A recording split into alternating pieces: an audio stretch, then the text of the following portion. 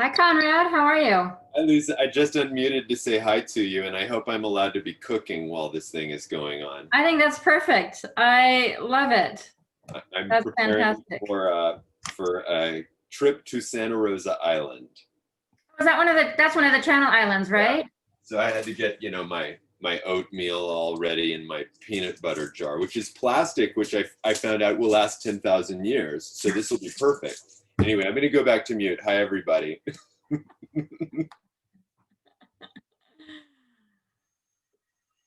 Hi, folks.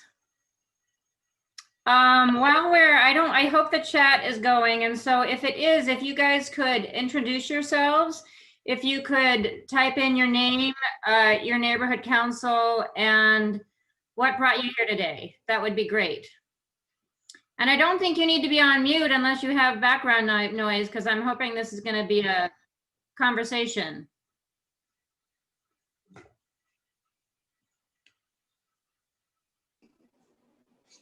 Hey, Lisa. Hi, Dominique. How are you? Good. I'm going to pick a more interesting virtual background. Jasmine, can you make it so it's, I forget what it's called, but so we can see everybody? Sure. So everybody can do that through gallery view. And Lisa, I actually made you the host now. Okay, thank you. Okay, all right. I'll just let everybody do it, I guess. Lisa, can you hear me? Yes. Hi, Jasmine. Okay. How are you? Okay, good. Hi. My microphone's giving weird notifications, so I just wanted to test it. We're good. No, you sound great. Thank you. Thanks. Good morning, everyone. Good morning. I don't know. I don't have a sense of how we're transitioning to start, so I don't know when we should start, but maybe we should give folks a couple of minutes. I think people might be needing to take breaks. Yeah, we talked about that. Thank you for mentioning that. That's a great point. Hi, Lois. Hi, Lisa. How are you? Hi, Jocelyn. Hi, Lara. Where is she? Saw your name. Hi, everyone. Hey. Oh. Hi, Lois and Laura. I get to talk in this meeting. I'm their minutes taker. Oh, hi, Conrad. Hi. Conrad, do you remember me from the department of the trip? Oh, from our trip? Yeah. I was your arts district, right? Yeah. I was trying to remember your name the other day, and I could not. So I'm going to do a screenshot. So okay. Cool. Yeah, good to see you. I loved that trip. That was amazing. It's the LAPWP trip that we're talking about, where they take you up to Owens Valley and the water system trip. They didn't show us the leaking methane, though. Unfortunately, that would have been cool. If what? They didn't show us the leaking methane. I know, it was kind of like the Disneyland trip version. Yes. But it was so informative. I feel like every Los Angeles resident should go on that trip at least once. Well, I've always wanted to do that. Well, also, I just would note in relation to that one of our members here in the Los Angeles Eco Village has an award-winning film on the aqueduct, and so if we would want to see it, I'm sure she could arrange to have us do that, have the Sustainability Alliance do that. Yeah, I think that's the one that I saw that Silver Lake Neighborhood Council actually hosted a forum on a year or so ago. That was really cool. The Longest Straw, yeah. Yeah. That's the name of it. Oh, okay, great. What's the name again? The Longest Straw. Oh. Love and that it's available in a couple of different places for very inexpensive rental, like Vimeo or something like that. Oh, Vimeo. Okay, thanks. I feel like we have enough people that maybe we should get going. Does that make sense? And hi, Montserrat. It's nice to put a face to a name and a soon to be a voice, I hope. Hello, how is everyone? I'm Montserrat, Mid-City Neighborhood Council, but I am very much involved in sustainability for the past 10 years. So I'm happy to be here and have more conversations and collaborate on sustainability efforts. Thank you. Yeah, I'm so excited that you are here. We've been talking, and I think they'll be joining, so formally. Although you don't have to be a formal member to, or your neighborhood council doesn't have to be a formal member to hang out with us and work with us. Okay, well, let's just dive in. I think this is going to be super informal, and it looks like we're a nice size. If you can show your faces, I really appreciate it because it feels more like a community. And I always love it if we can build community. My name is Lisa, if I didn't say that, and I'm with the Neighborhood Council Sustainability Alliance. And I'd love to, let's see, I think we have one of our board members here. Dawn, do you want to introduce yourself briefly? Or, okay. You're on mute. Muted. Yeah. Okay, well, we can, oh, there he goes. Oh, we still can't hear him. That happens. Okay. So I want to introduce a few other folks who have been working on this toolkit that we're excited to talk about. First, actually, let me introduce Julia Forgy and just say that she's really responsible for all of us being here today. Because our rep from the Los Feliz Neighborhood Council told me, I guess it was a little more than a year ago, she's like, hey, Los Feliz Neighborhood Council is working on figuring out how to implement LA's Green New Deal at the neighborhood council level. And I just thought that was the smartest thing I'd ever heard of, and I wish I'd thought of it, but Julia thought of it. So I'd love to hear an update at some point today from Julia about how that's going. And that inspired, we started working on that, and I think that inspired the city to get working on a toolkit for us, which is what we get to share with you today. It is literally, well, I guess I shouldn't say literally, but it is truly hot off the presses. If there were any presses, it would be hot off the presses. The link was just added to the city's website and our website this morning. So super, super exciting. I actually haven't seen it yet. So this is gonna be fun and exciting for a lot of us. So let me actually introduce a few other, you know what, I think we're small enough. Let's ask people to do super, super, super brief introductions of each of you yourselves. Just let's keep it super short. Your name and your neighborhood council, please. And I'll actually ask people. Lara, if you can go ahead. Lara, Rampart Village Neighborhood Council. Oh, cool, thank you. Jocelyn. Jocelyn Giaga Rosenthal. I was a member, founding member of the Echo Park Neighborhood Council, and also served on the Rampart Village Neighborhood Council over the last 20 years. So right now I'm a stakeholder with the NCSA. And she's been such a treasure for us for as long as we've been doing this. Dominique Hargreaves is going to be, she's really the person who spearheaded this effort of the toolkit today, so we'll be hearing more from her. But Dominique, do you want to introduce yourself briefly? Yeah, thanks everybody. I'm Dominique Hargreaves. I'm with the Mayor's Office of Sustainability, and yeah, played a big role with developing the Green New Deal. Now has been truly fun over the course of this year to work on the toolkits with all of you guys. Thank you. Julia. Which one? Oh, Julia, are there two? You. Okay. Oh, Julia Forgy, right, that I keep forgetting that happens. Yes, you. I'm Julia J. Posen. I'm on the Arts District Little Tokyo Neighborhood Council and the Environment and Sustainability Chair. Thank you. And Jesselyn. Hi, everybody. I'm Jesselyn Waldron. I am the Area D representative for the Palms Neighborhood Council, as well as the co-chair of the Green Committee and the Public and Safety and Homelessness Committee. And Lois. Oh, hi, I'm Lois Arkin. I live and work in the Los Angeles Eco Village with the Los Angeles Eco Village Institute and am a founder of the LA Eco Village and a stakeholder in the Rampart Village Neighborhood Council. So Lois, I'm gonna go out on a limb and say Lois probably more than anybody else on this call is practicing what we preach. She's truly a leader and such a source of inspiration. Well, thank you. That's so sweet. But let me add Lara Morrison, since she's the founder of two of our major nonprofit development organizations. Very cool. I did not know that. I'm excited to get to know Lara. Thank you. And to some Conrad. extent has been my environmental mentor to some extent. Oh, wow. Yeah. Okay, well then I take back everything I said. No.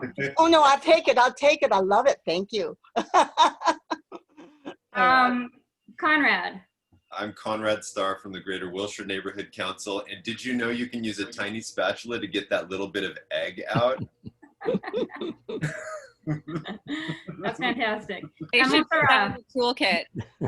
Huh? Oh yeah, put that in the toolkit. Yes. Montserrat, do you want to go ahead? I'm Montserrat Plasencia, Mid-City Neighborhood Council. Just a little bit of plug-in if you want to learn about native bee pollinators, I'm your gal. If you want to learn about waste management and recycling outreach, I'm your gal. And yeah, anything related to sustainability and renewable energy, I'm there for you guys. Thank you. Fantastic. Robert or Bob, I don't remember if it's Robert or Bob. I'll take either one. Good morning, everybody. My name is Bob Schiavelli. I live in Toluca Lake, and I'm on the neighborhood council, Toluca Lake Neighborhood Council. I also chair the Planning and Land Use Committee, and more than interested in sustainability. Thank you. Julia, the other Julia. Hi, everybody. The Forgy. I'm hearing a bit of an echo. Hopefully that you're not hearing that as well. And I'm with the Los Feliz Neighborhood Council. And Maravik Sabio has been working very, very closely with Dominique and Julia J. Posen and Jesselyn Waldron and me on a green business program that we will hope to talk more about today. So I'm really excited that she can be here. She also wanted to be a resource for you guys today for any questions you have, because she works at Sanitation and the Environment. And so she's kind of our point person. Maravik, do you want to add? Sure. Thank you. So yeah, so I have 9 years of experience. So also in running the city facilities recycling program for 9 years. So now I also manage the green business certification program, as well as the recycling market development zone loan program for City of LA. Thank you, Lisa. Stacy. Hi, I'm Stacy Shore. I'm with the Mar Vista Community Council. I'm their first vice chair, plum chair, and also our representative to sustainability, where I do nothing but Lisa gives me all the credit. That's not true. I've been working on the developers guidelines. Yeah, we are very, very excited and proud of our perpetually draft sustainability guidelines for developers, which Stacy can talk about more later, but we do want all of you guys to get involved with that. So we hope to talk about that later. Absolutely. Bob. Yes, you.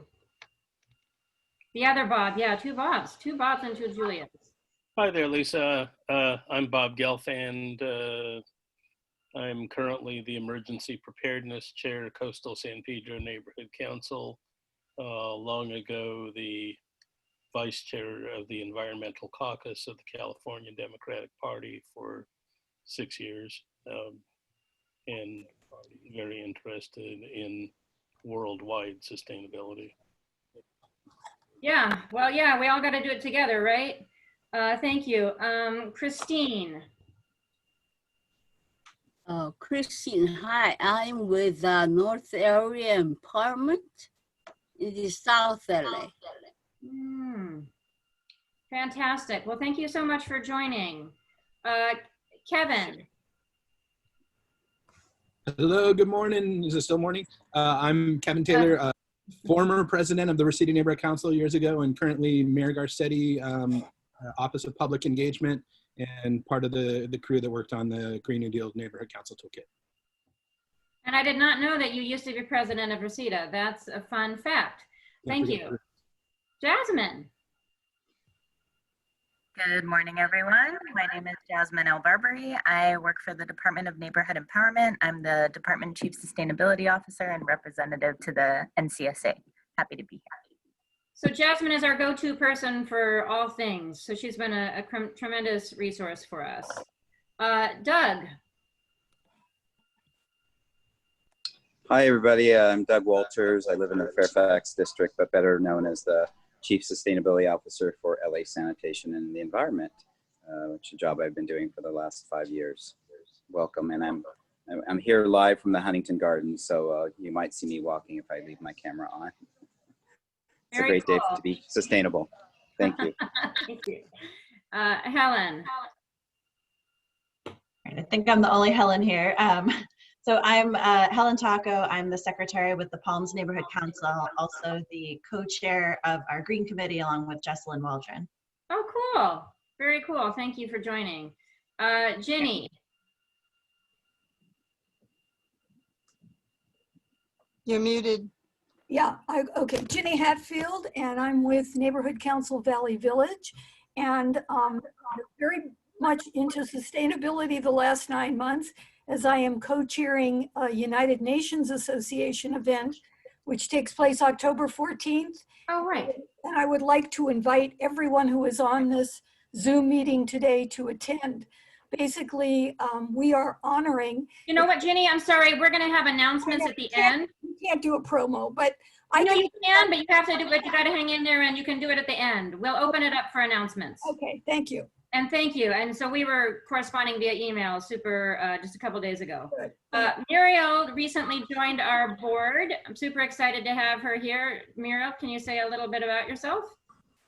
Hi, I'm Muriel Nakar. I am District 5 representative for Echo Park Neighborhood Council, but I'm also co-chair for the Public Safety, Public Works, Parks and Sustainability Committee. And then I've also joined NCSA as a board member. So, hey everybody, good morning. Yeah, so she's pretty new and we're super excited to have her, and yeah, I'm excited. And Terry, in case you haven't seen Terry recently, she was in a very special video this morning. That was very exciting. Terry, would you like to introduce yourself? Hi, I'm Terry Saucier. I'm with the Tarzana Neighborhood Council. I'm also on the NCSA liaison, and I'm on the Energy Committee and the Advocacy Committee. And I highly recommend everybody join if you have not already joined. And I guess that's it. Thank you. Oh, and part of the Toolkit.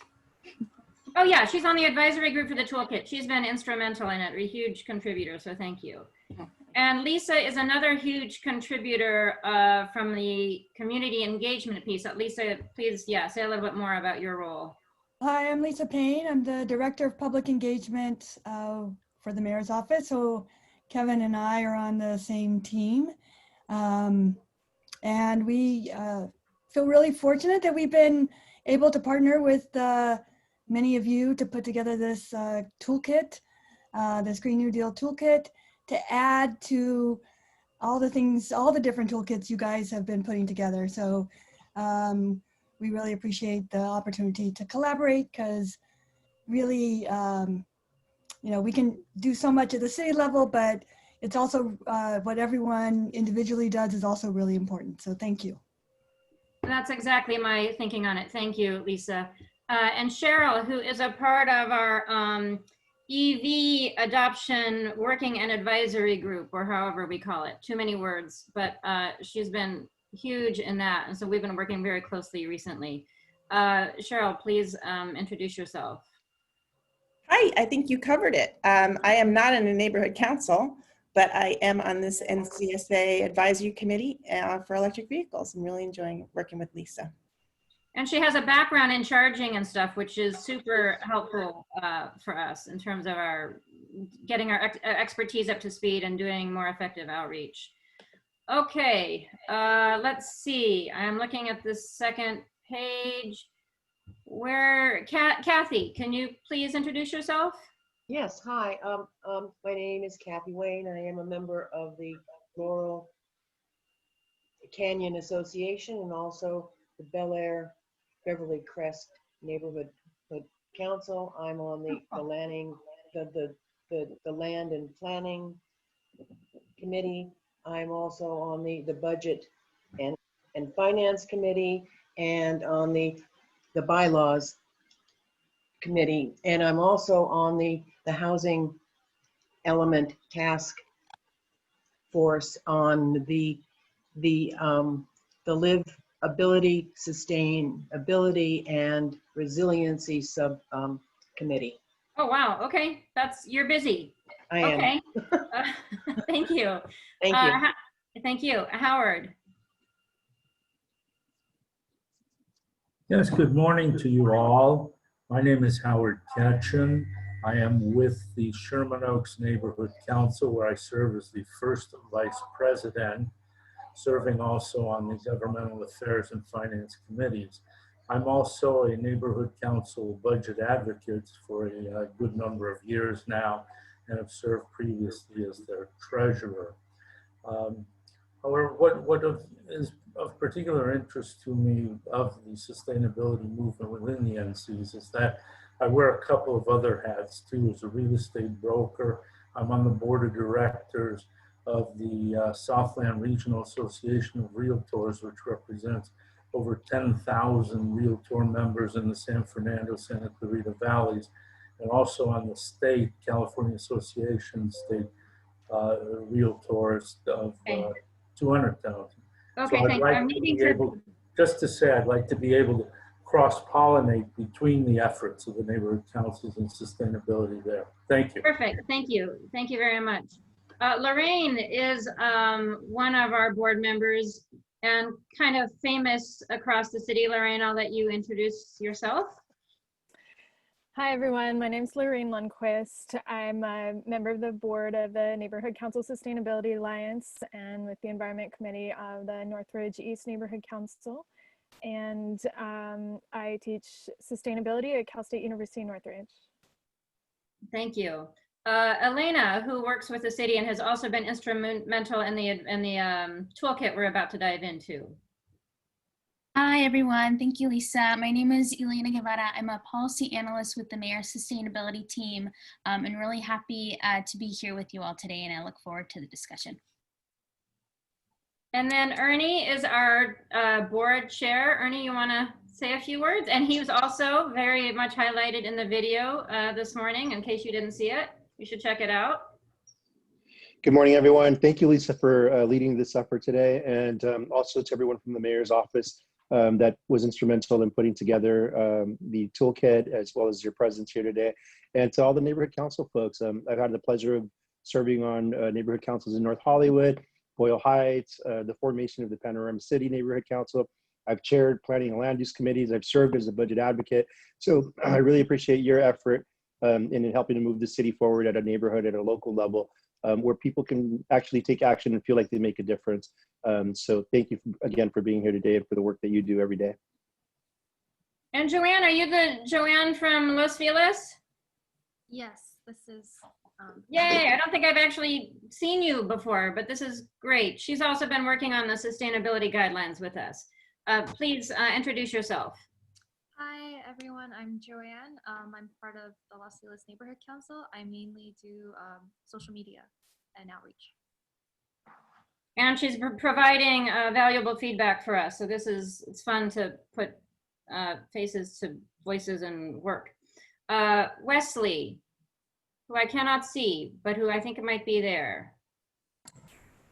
Yeah. Hi, everyone. I'm Wesley. I live in Westwood. That's it. Fair enough. Thank you, Wesley. And Kay Hartman, who I also can't see, but who I hope is there. Yes, I am here. There, you can see me now. Yeah, so my name is Kay Hartman. I'm from the Palms Neighborhood Council.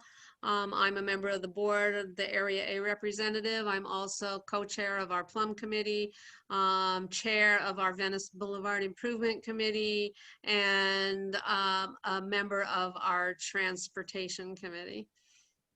Okay, great. Thank you for joining. Wendy.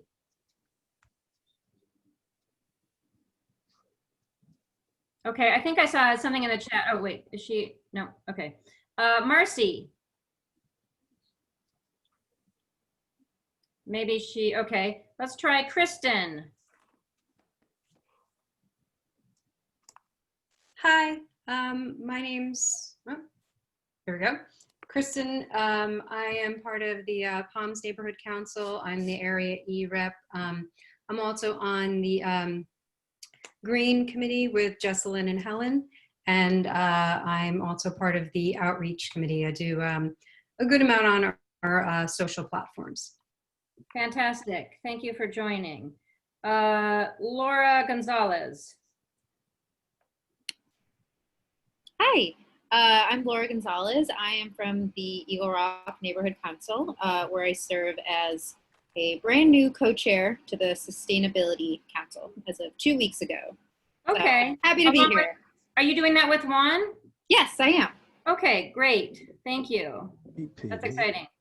Okay, and Rachel Mallarich, who's also, so she's the chief, if I get the title right, Chief Forest Officer for the City of LA. So it's a real honor to have her here. Everyone, it's City Forest Officer. We have a Chief Forester, and that's Tim Tyson. I've done that He's before. fantastic as Yes. well.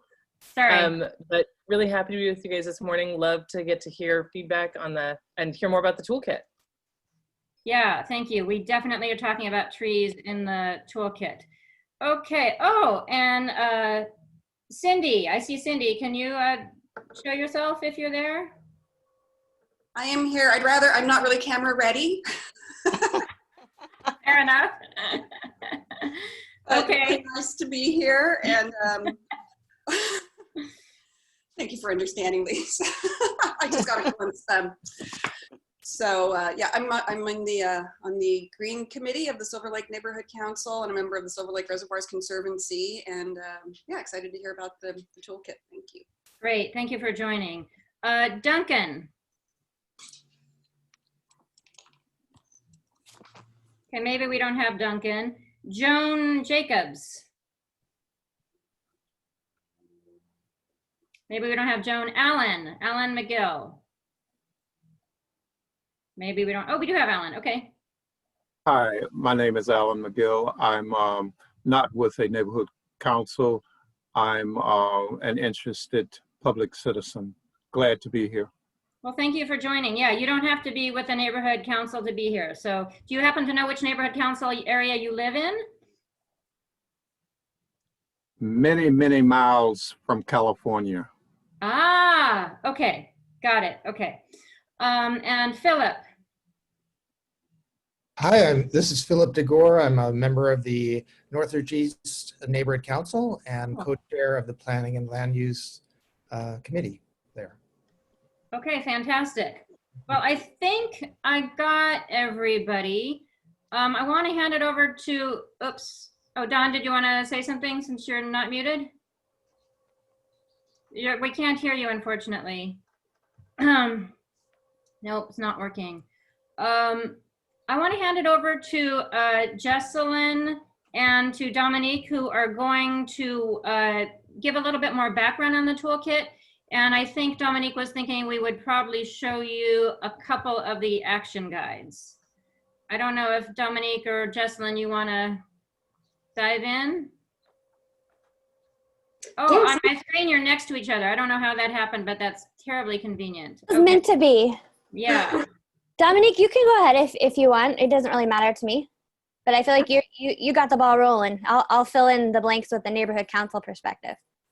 Sure. I'll just kind of quickly talk about the genesis of the project and our process. And then I'll turn it over to Jesselyn.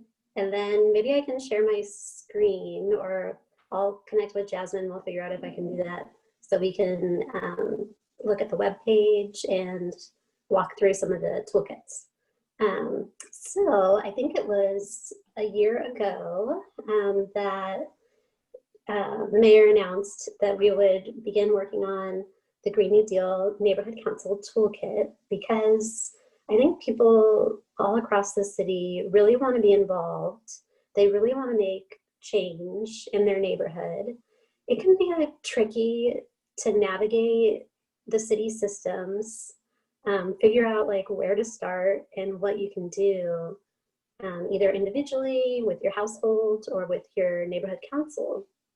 So what we did with inspiration from Los Feliz was look through every chapter of the Green New Deal and pull out the key ideas, like to answer that question, like what can people do today?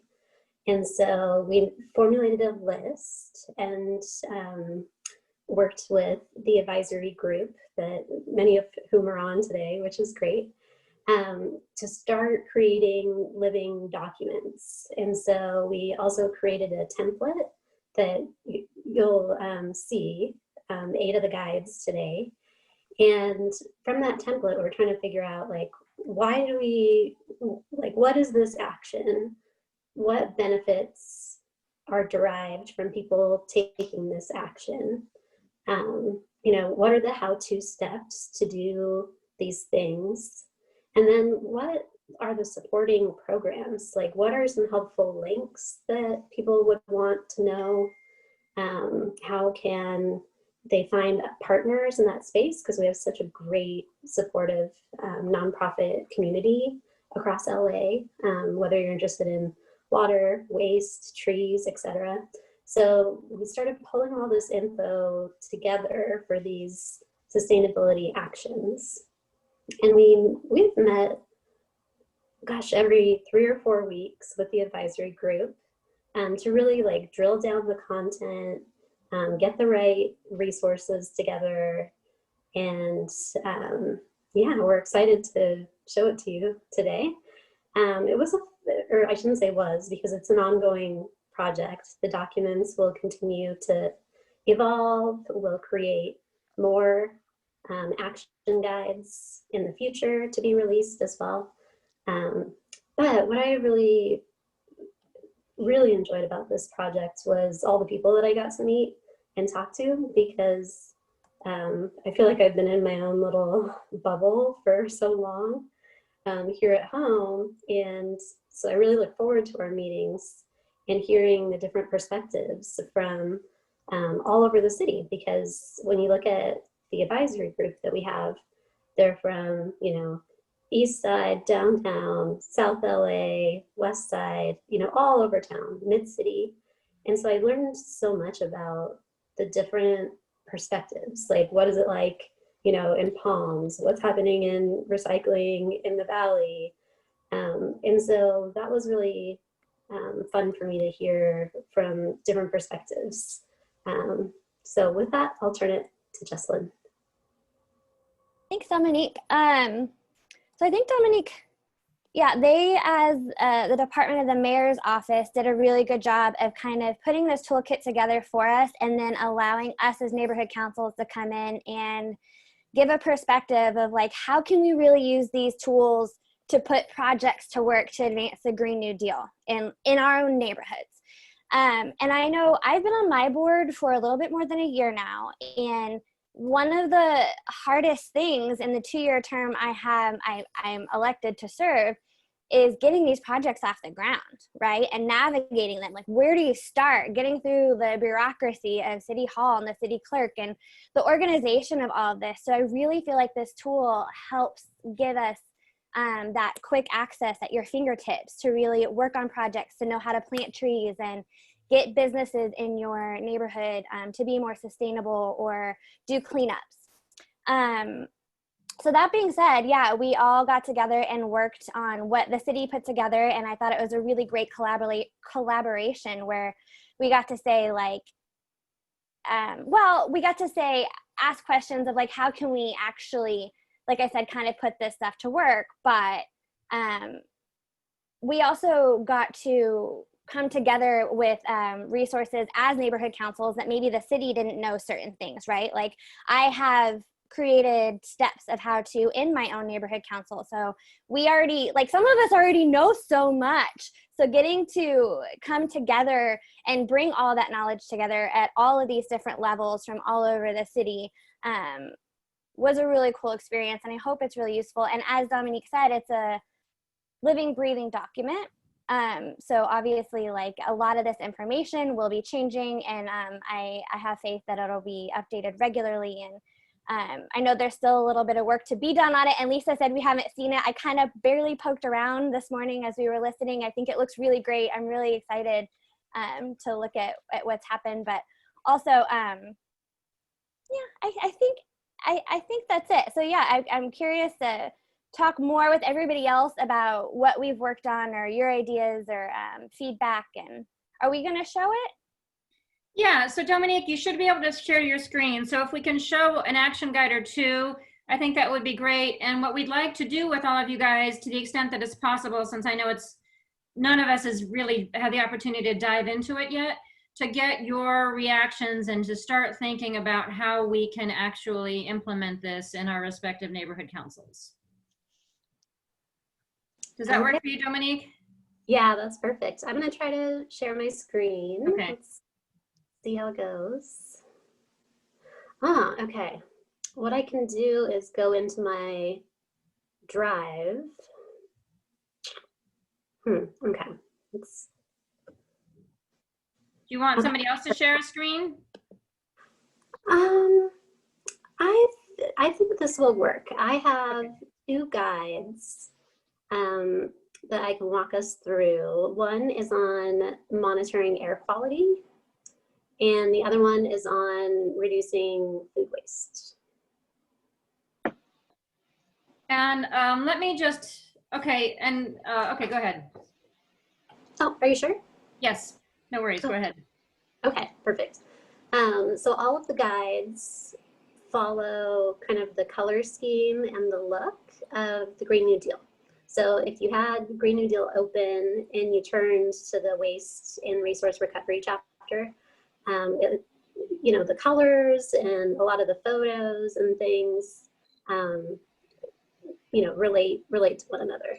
So this one that we're looking at here is from the Waste and Resource Recovery chapter, and it's called How to Reduce Food Waste at Home. And actually, I'm going to invite Elena. Elena, are you still on? Yes, I'm here. Okay, perfect. Do you want to talk a little bit about this guide, and I'll flip the pages for you? Sure, that sounds good. Okay. So yeah, as Dominique was saying, this is our guide for really how to reduce food waste at home, given right now we're all spending a lot more time at home. So you can see here we've provided a summary page of the content, so you can quickly flip through the action guide, a summary of the topic area, and the benefits that the actions outlined in the guide can have. So really, our approach to this was really focusing on reduction of food waste to begin with, and reuse of food waste, followed by composting. So we can go to the next page, Dominique.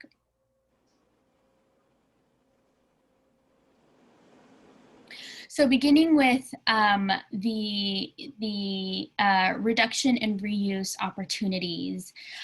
So really when it comes to waste in general, we should always be looking at, okay, how do we just minimize our production of waste to begin with?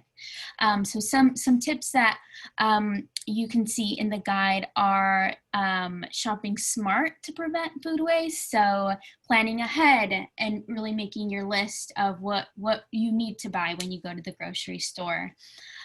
This idea of shopping at home first, which is one of my favorites and kind of on my personal life pushes my creativity when it comes to cooking. So really taking a look, all right, so what do I have in my fridge already? Like that spinach is getting pretty wilty. Is there something I can make with that first before really going to the grocery store and buying new supplies? Then we go into some storage tips on how to make your food last longer. So, using your fridge in a way that'll increase the longevity of your produce. Freezing food, say one night you just make too much of a batch of tacos or soup or whatever it may be, freezing that so that you have leftovers to enjoy for longer.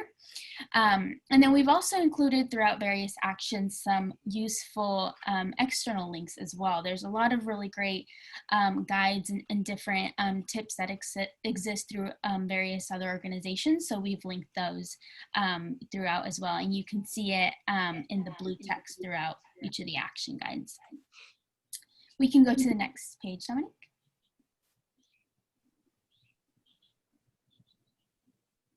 So going into more tips that are focused on food waste reduction to begin with, understanding food labels and date labels, and there's a really neat app from the USDA that helps you decipher really what the best by date means, what the sell by date means, and so those can be a little bit confusing. And I think as consumers we tend to think for all of them, regardless of what they are, you know, like, oh, after a certain date, like it's no longer good, I need to throw it out. But that's not always the case. So this provides a good or is a good resource for looking at, you know, what all the dates mean. And then going to the reuse. So a lot of our different veggie scraps can actually be resprouted. So we've included some links on that as well. Moving into compost, and as was mentioned earlier, this was also an opportunity to really highlight the existing city programs that are out there for individuals. So one of the tips is participating in our Bureau of Sanitation's composting workshops. During this time, they've actually made those workshops into videos, so you can access them from the safety and comfort of your home, and you can click on those links there again. We can go to the next page. And then looking at other action guides, so walking the no food waste talk, ensuring that we are all leading by example in our own lives, whether it's at home or in our activities with our neighborhood councils. So we've also linked, you'll see as well, there's a lot of cross-pollination between action guides. So here you'll be able to click on the link and actually go to another action guide that kind of lays out tips for holding a zero waste event. And then moving on, hosting composting workshops. There's a lot of really great organizations, both city bureaus and external, like LA Compost, that have a lot of really great resources. And then we've included for starting your own compost at home. If you don't have a large backyard or you want to venture into other forms of composting, there's opportunities for starting your own worm compost bin. And then perhaps you don't really want to venture and start your own compost, there's also links where you can find the closest composting site near you. And if we can go to the next page, Dominique.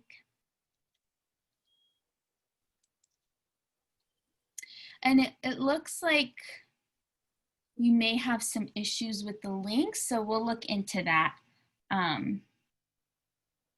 as well.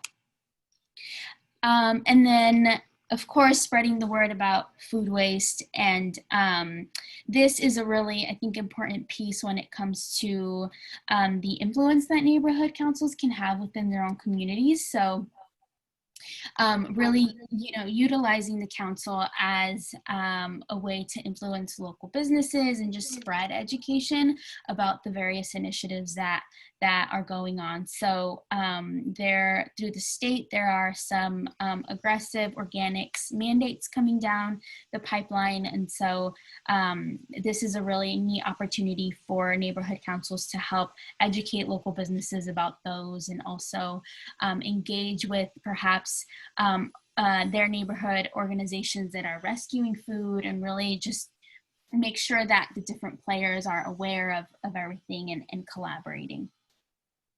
And then you'll also see throughout action guides these did you know blocks. And so we've included just as a way to help educate everyone who's reading these some tidbits about either new policies that are coming through or opportunities as well.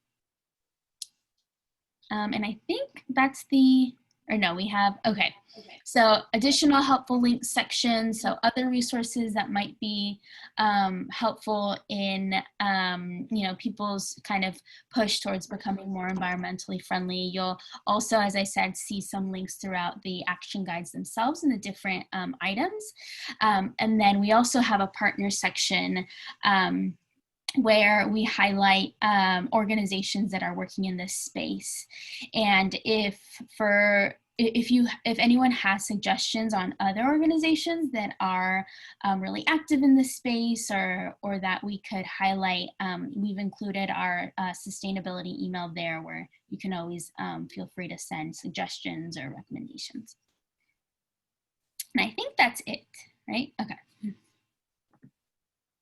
Thank you. Any reactions to any of that now? I know it's probably a bit to absorb, but it would be helpful to hear from folks on the call what you think.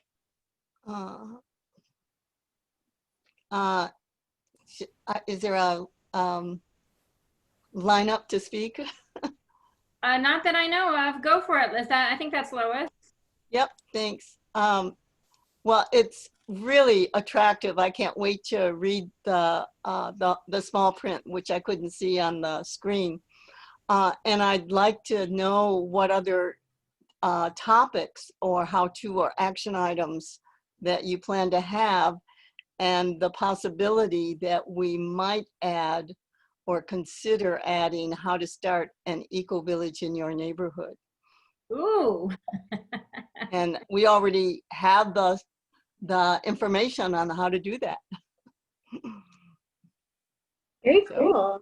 I can walk us through the action guide titles so you know which ones are there. And I love that idea, and we'll love to know from others as well on the meeting what ideas you have for future guides for us to work on.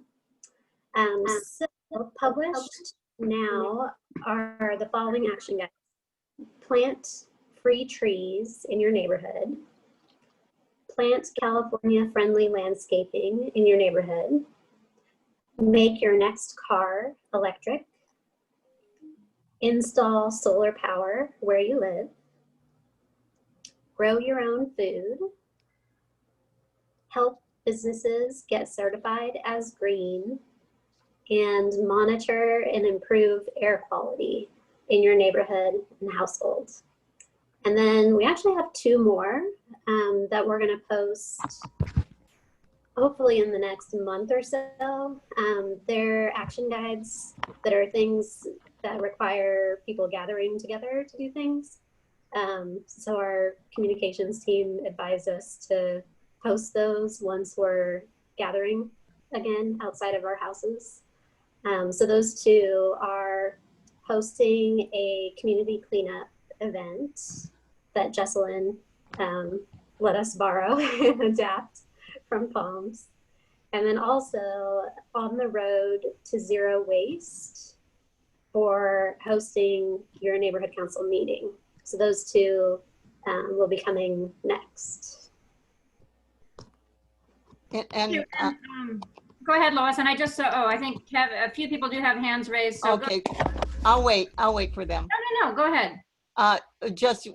Can we get a copy of what you just told us of all the topic areas, or and the one that is already finished on food waste? And that is on the link that we put in the chat. Oh, great. You can email at some point. That list is there. Thank you.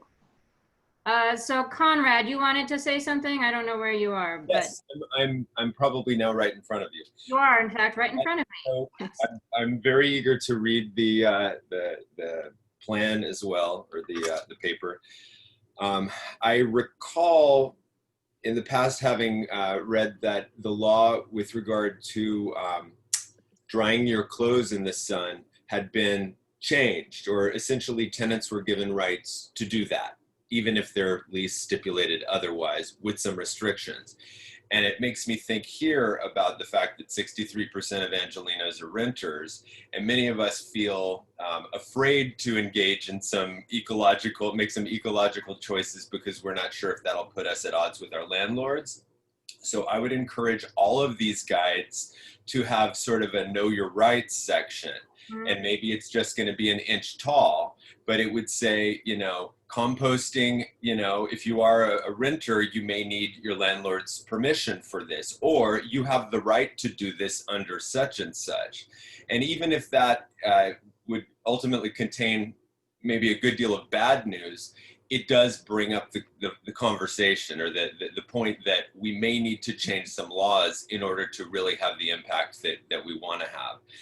And then I just wanted to make a suggestion, as we're marketing this or pushing this out, don't hesitate to highlight what COVID has taught, or our shelter in place or safer at home activities, how those have taught us things that we can put to use here. I know you touched on it, but that should be part of the marketing. Like, we've learned how to shop every 2 weeks and make the most of everything. So recognize that, pat yourself on the back, and integrate that into the practices that we're describing here. Those are my thoughts. Thank you. Those are great. Bob? Bob? Which one?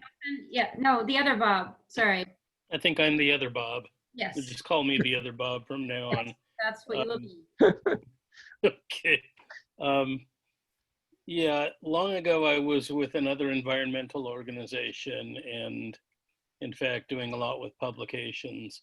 And there was one guy who was a professional designer, and we used to get yelled at a lot about use of white space and layout and stuff like that. So I'm going to whisper quietly in your ear that this is, from what I can see, looks very busy on my screen. And there's an awful lot of information there that would be probably useful to read through if it were big enough for these ancient eyes to see on the screen. So I'm going to suggest that if you're going to do an online version, which I'm guessing this is the beginning of, that it be single column, and that we have clickable links so that you can click away, do that sort of stuff, because, you know, otherwise you lose people pretty soon, I think. It's just a thought. And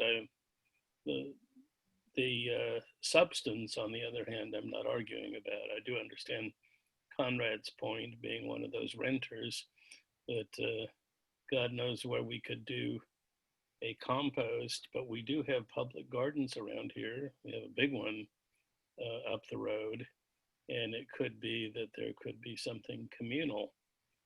I'm not quite sure you do what you do with a compost pit. You know what, Bob? I'm going to let Julia has her hand raised, and she's going to be able to address a lot of. Okay, well, I'll stop. You let me have my say. Thank you. Thank you. Kevin. Thanks, Lisa. I was just thinking, and Conrad made a little bit of some of this point too, and those are great ideas, by the way, about the understanding city ordinances and how they relate to some of this and knowing your rights. So thanks for those ideas. I also just want to say, as we go through this and as everybody's digging into this for the first time, a lot of us here, a lot of folks here are like, we've got, you know, a group of our sustainability legends in our city and our, you know, wonkiest people on some of these topics, and just not to forget that this is for and by neighborhood councils, but intended to be for everyone. And so think about, as you dig into this, not just how it could be better, what we can improve about it, but what could we do to engage other groups, faith groups, community organizations, neighborhood associations, whoever else in our city, that we as sustainability minded folks can engage other folks to utilize these kits. And that will make them the most useful, and all of this work the group, the advisory group put into it will be the most beneficial if we can really expand it to a lot of people and a lot more groups throughout the city. So please have that going through your mind as you first dig into each of the kits. I think that's a great point, because I think as we get more sophisticated as a neighborhood council system, in theory, we should be partnering more extensively with community-based organizations. And so there's a ton of opportunity there. Montserrat, I don't know where you are, but you please go ahead. Awesome, thanks. Yeah, these are all great suggestions, and thank you for putting this template together. Some ideas and suggestions that I have for you today, and I wrote them down because I don't have a good memory. Just suggestions for how to implement these actions around tailoring them to like neighborhood council agendas, how to have these conversations, how to put a timeline, make these accountable, like getting a template on the process and strategies for NCs to get started. This is great information. And I enjoyed the process and the strategy piece. Like that's why I joined my own neighborhood council. So this is where I'm like excited, but I know that other folks may struggle with what does that timeline look like? How do we accomplish this template in this time frame? Or how do we get through them all? So just maybe a template on the process and strategy. And this is something that it has to be having a continuous feed loop with other neighborhoods implementing them, but sharing them with whoever's leading the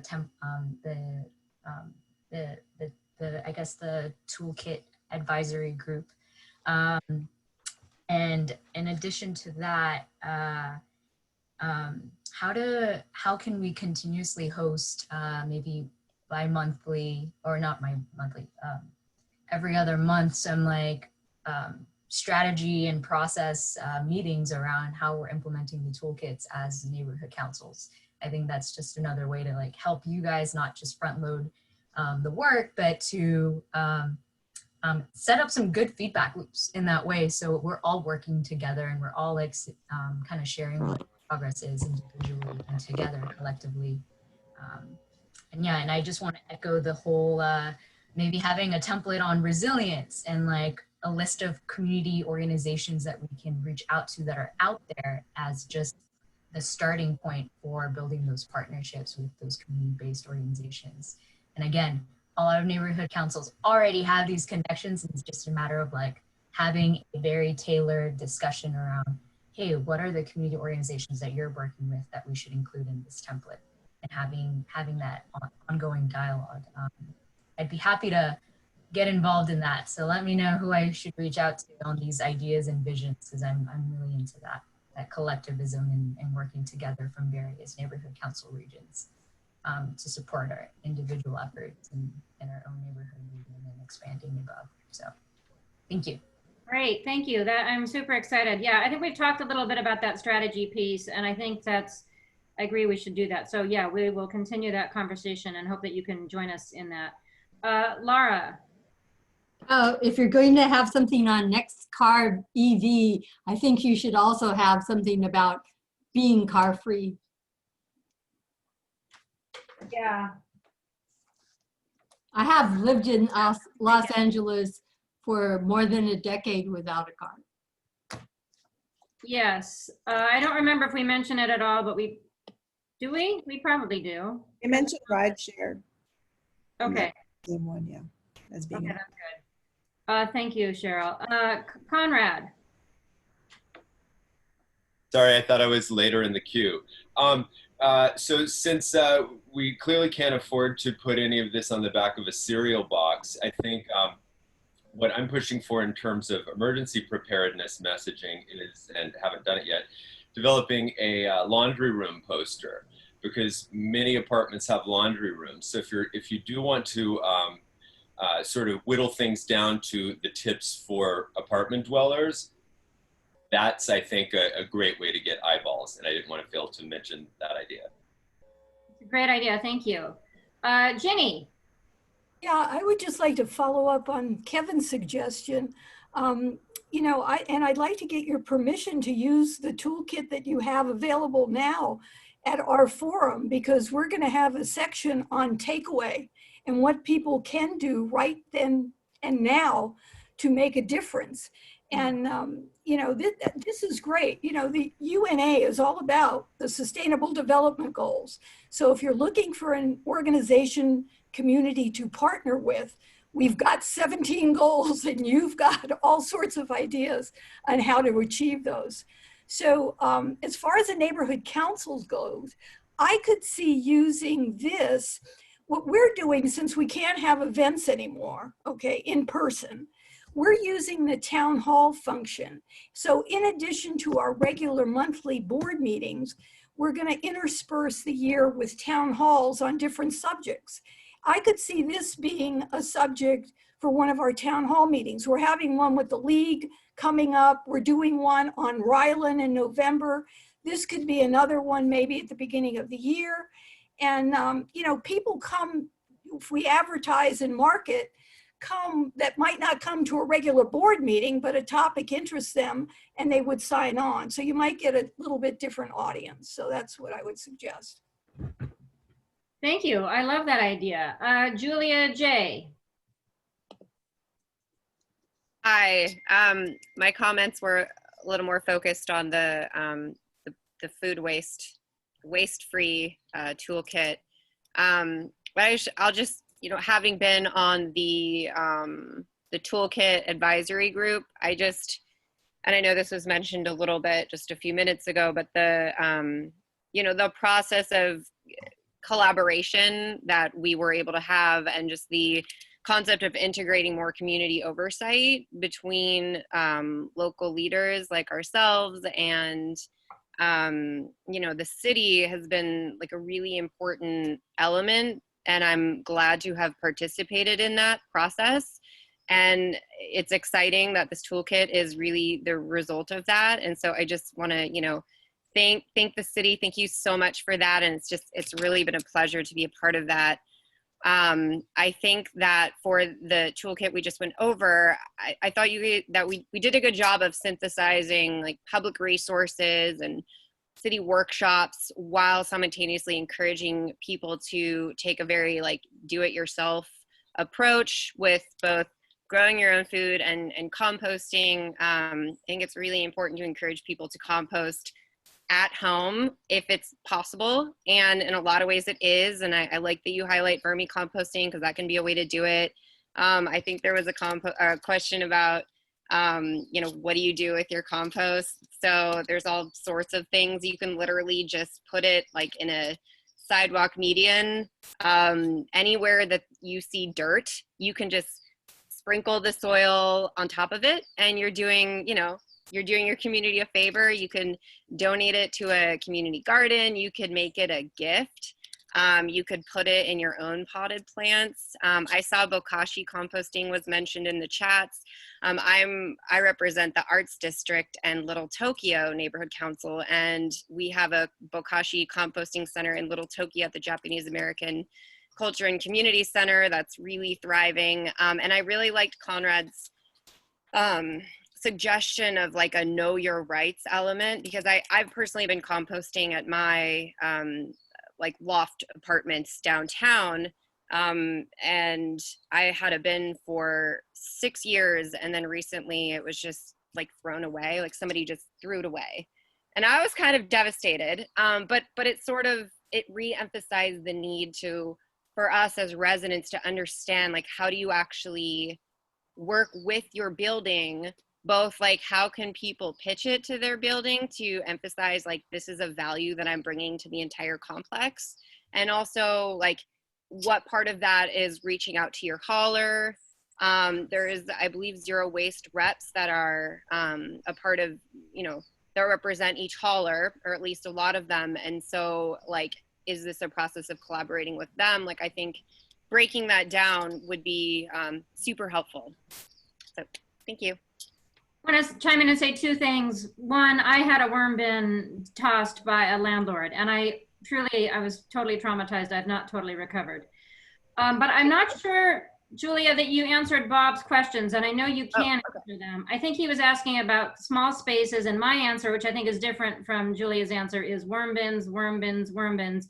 But she also knows more. I don't know about the kind of composting you were talking about, but there's also LA Compost. So Julia, can you say more about what we can do more communally, which I think was part of Bob's question. Did that make sense? Me, Julia, or the other Julia? No, you, Julia, sorry. Okay. Well, the compost, just quick thought on the one that I had was a tumbler. So it wasn't actually, like, the base wasn't in the dirt. So you didn't need to have it on dirt. It just, like, is on stands and it tumbles. That's how you mix it. You know, I think LA Compost is a really incredible resource. So I've personally composted at home almost my entire life. I've just kind of found a way. So I think maybe somebody could speak a little bit more to, like, the actual community composting, you know, opportunities. But I think you provided some good resources in the toolkit. Okay, that's perfect. Thank you. Helen. I don't know where Helen is. Yeah, so I was curious. So we have a new initiative that we're just kicking off with our Green Committee, which is mostly going to be through our social media. We're working on getting education out into the neighborhood about water safety, and because we see a lot of people drinking bottled water, you know, buying bottled water, and you know, we're really concerned about that contributing to plastic waste. And so we're just going to try to get information out to the community about, you know, tap water and encourage people to drink their tap water. But it's something we're just starting, but I was curious if we have kind of best practices from that, or if we have ideas for other things going forward, who would be the best person to send that information to so we could contribute to adding sections to this? Definitely me or Dominique, I would say, probably. But that's exciting. That would be fantastic if you could share that. I mean, that's really what we're all supposed to be about, right? So I so appreciate you offering that. Do we want to go into another one? Does that feel like a good idea to folks? Conrad saying yes. How much time do we have, Lisa? We have time. I think we're supposed to be done at 1:30. Okay. Can I, Lisa, maybe, is it possible to do the green business one since we have Maravik? That's perfect. Thank you. Thank you, Jocelyn. Thank you. Yes. Can we do the green business one? Would that work, Dominique? Is that okay? Yeah, give me like 2 minutes to pull it down from the website. While Dominique's doing that, I want to just mention, to answer to one of the previous questions. I know in the food waste one that we just went through, Elena, tell me, I think it was in there, there's an email address that people can offer feedback on what things can be added, more community partners, more ideas. It's sustainability@lacity.org, is that right?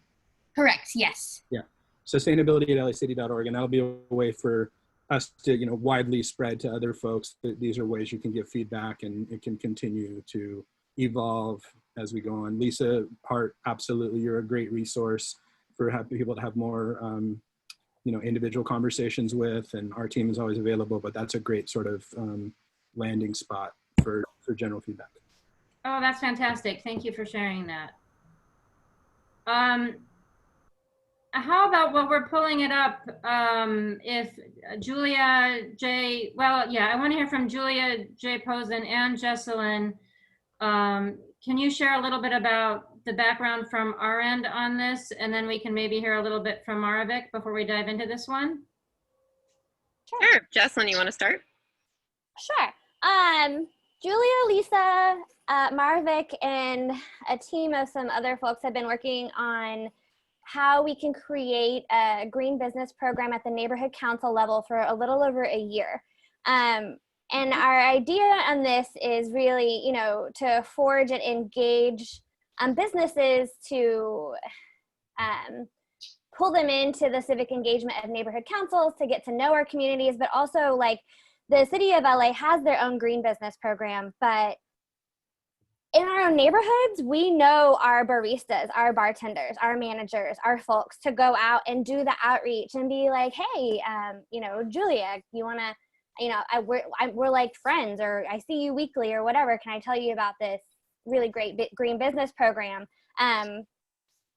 So we've been it's been a long road of kind of creating this, but I think that the timing of it has been really cool as this toolkit has come out. And basically what the end product has ended up being is the Neighborhood Council Green Business Program that we have been working on. We're marrying to the city's program so that they complement each other and we can support each other. And I think that's it. Julia, you wanna go ahead?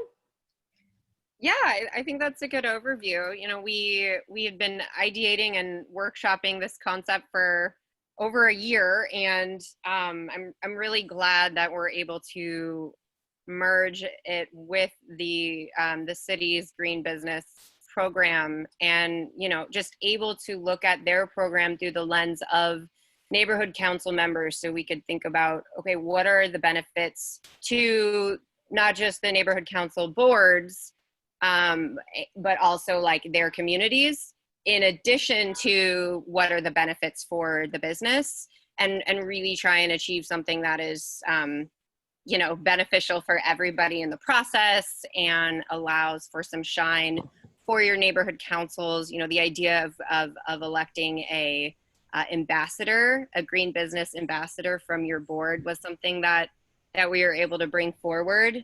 And we think that when you're able to empower somebody with a role, that can motivate our respective board members to really champion this in their communities. So we're still at the beginnings of launching it. We have a program. Actually, Lorraine Lundqvist brought in some of her students, and they're currently going through the program as if they were green business ambassadors for one of their school projects. But we're looking to really integrate this to the neighborhood council system and reach out to each neighborhood council and present this and ask if they would like to have a green business ambassador who could essentially champion what Jesselyn was just speaking to. Thank you. Maravik, would you like to chime in and share a little bit of background? Sure. So we are, so I guess Jesselyn and Julia definitely gave a good background, and I honestly have appreciated the collaboration because even before the outreach to me, that was my plan, was to try to even, to reach out to community organizations and to neighborhood councils, because I feel like this has been a quiet program. I don't think people know, but there's over 800 businesses that have been certified. The program was launched in 2014, and primarily it has been done by contracted assessors. So, so the contracts ended last year, and so I've had to pivot and figure out, especially in this economy when we're being told no more contracts. And so, so just the timing of everything and having to do virtual audits and stuff like that. So we've started to implement that on the city side to try to do some virtual audits. And again, what Julie and Jesselyn were talking about in terms of collaboration with Dr. Lundqvist's CSUN class and their sports students that we are working with, and having them, kind of like they said, pilot what this collaboration could look like. It's more going to be from the outreach perspective.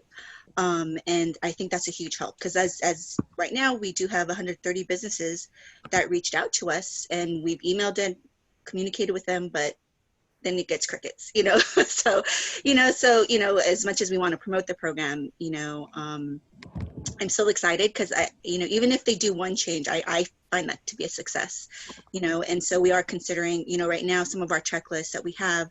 I'm part of this business program is part of a whole California statewide network. It's called the California Green Business Network.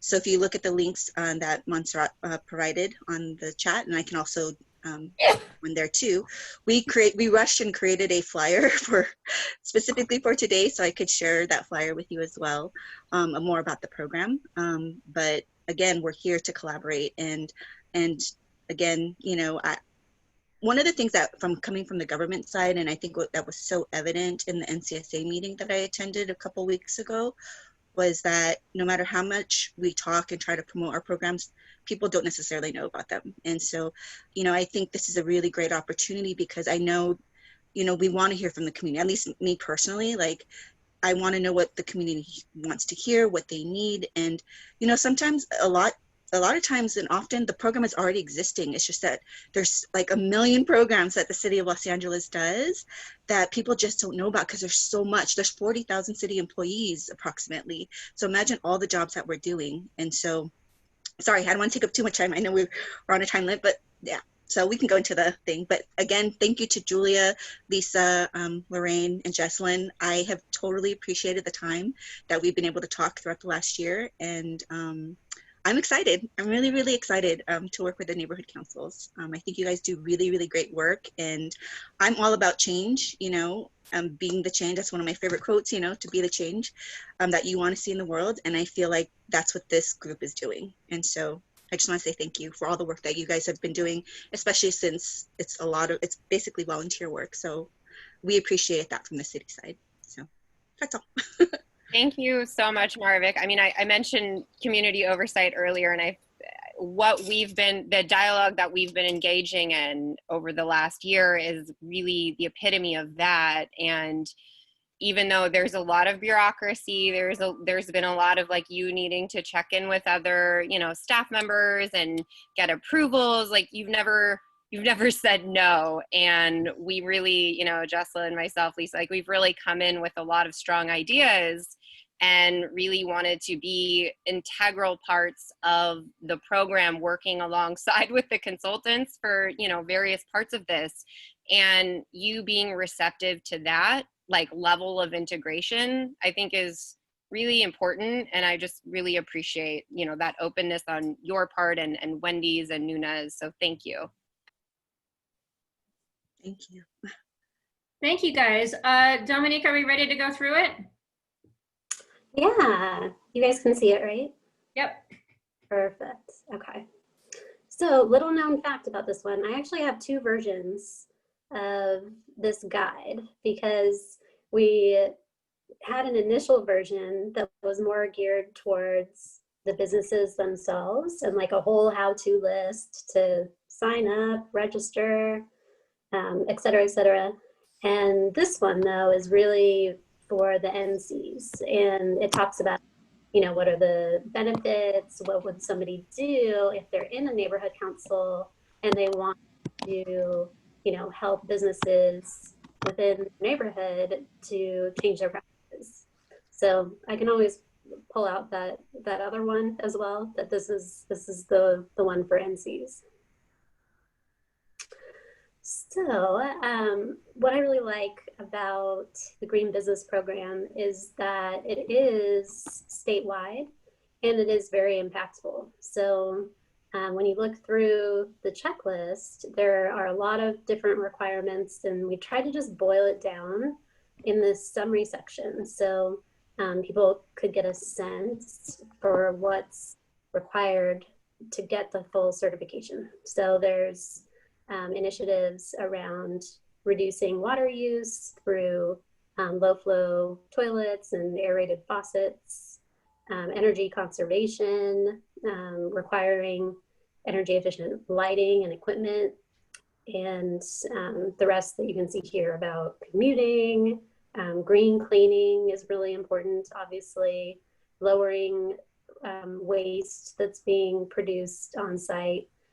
So like Elena said earlier, a lot of the toolkits can work together. So, you know, this one, I can see someone wanting to reference, like, how do I plant trees? Because that's going to help me actually save energy, because the trees will shade my property and actually make the business area more beautiful. You know, how do I you know, reduce food waste? So it's interesting to me how all of these things work together. I guess that's just how it goes with sustainability. It's all tied together. It's very holistic. So let's get to the benefits. So for neighborhood councils, I think it's really exciting. There would not be like required to go to sanitation's planning meetings or trainings, but they're invited. So if they, you know, have a moment and want to participate with sanitation and, you know, really get involved with the program, do really deep outreach, get trained on the checklist and how to do an audit. They can be, as involved as their time allows. Also, thanks to Mary Vic and others, we can do co-branding on outreach materials. So I think that's great for a neighborhood council that really wants to champion the program, to get that, credit, so that when, they're going to businesses, it's a joint effort. And also, I think it's great for NCSA to be featured in our reports.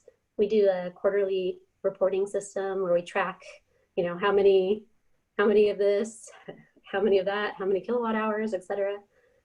So I think it's great for NCSA to be involved there as well. On the business side, people will want to participate, I think, because, yes, they're going to save money on utility bills, and that's a huge perk for any business owner. But then there's some great marketing opportunities for businesses. There's the California Green Business app, and social media is so important. And so, sanitation is very active on social media. Neighborhood councils are, and so being able to access that is really fantastic. There's also a certificate when the business is certified that's delivered to the business, so they can post that. So with helpful links, we've got a ton of case studies from certified businesses up and down the state. There's the checklist, and then sanitation is definitely the right number to call, or website to visit for more info. So this page tells you, what can you do now? You can work with NCSA and identify business ambassadors within your neighborhood council. You can engage with local business improvement districts and chambers of commerce to figure out a joint plan, because those two entities bring businesses together quite often. So it's a good relationship to foster. This will really strengthen the business community relationship with NCs. And I think just really, bringing that together is really important, and especially right now. And then lastly, sharing successes. What can we do together? Social media, when we're actually physically together again, we could have people at different events and that sort of thing. So these are kind of 4 simple concepts for ways to get involved with this. And then big shout out again to LA Sanitation for all of their work. Great, thank you. So I'd love to get your reactions to this. I know Conrad would like to chime in, and I'd also sort of like to circle back and hear from Julia Forgy, if she, oh, there she is, yeah, about what Montserrat was saying earlier regarding sort of the how to move all this stuff forward within your neighborhood council. But first, let's hear from Conrad and anybody else who wants to chime in. Hi, thanks. So I'm very excited about this. In fact, I just texted Dan Cagle, who I think is on this chat, because he's a stakeholder in my neighborhood, about whether he wants to present this at our October 7th neighborhood meeting. And I thought it might be worthwhile to mention that a lot of times the neighborhood associations, which may not just be homeowners associations, they may include businesses like our Sycamore Square Association does. Those are a good place to consider when you're trying to push these toolkits out. So maybe having some text, somewhere that might highlight those tools that would be best delegated to the neighborhood associations, who might have closer contact with the individual businesses or be more recognizable to those businesses. Thanks. Thank you. We have no hands raised. Maybe that means that everybody's hungry. I could say something. Oh, go ahead. I don't know how to get on the queue. No worries. One of the things that strikes me about this in terms of if we ever have a comeback for our restaurants, and even now as most of our restaurants have gone to curbside services and so forth, I think there is a really, really important need for standardized takeout packaging that is not throwaway. And there are a couple of cities that have already done this, and they have standardized, you've got to use the non-throwaway packaging that the restaurants provide. And I will get information on that and send it to whomever you tell me to. So a lot of us would like that information. I know I would like it, Lois. Just so you know, the NCSA is a member of a coalition called Reusable LA. And we were working on restaurant engagement right around the time the pandemic hit. Jesselyn was very much had a strong leadership role in that effort. And we got some restaurant engagement done, but we were interrupted by the coronavirus. And so we've actually done a big pivot, but it is still related to this because we are seeing a lot of the rollbacks of a lot of progressive laws because of the coronavirus, and such an increase in PPE that's single use when it doesn't need to be single use. Yeah. So we're trying to kind of, we're actually right now in the process of sort of figuring out a new plan, but we very much want to work on what you're talking about. Okay. So please do send us those resources. Will do. And the city is very much, folks in the coalition have talked to the city and they're super supportive of this effort too. So we're working with them. Fabulous. Kevin. I'm going to cheerlead again.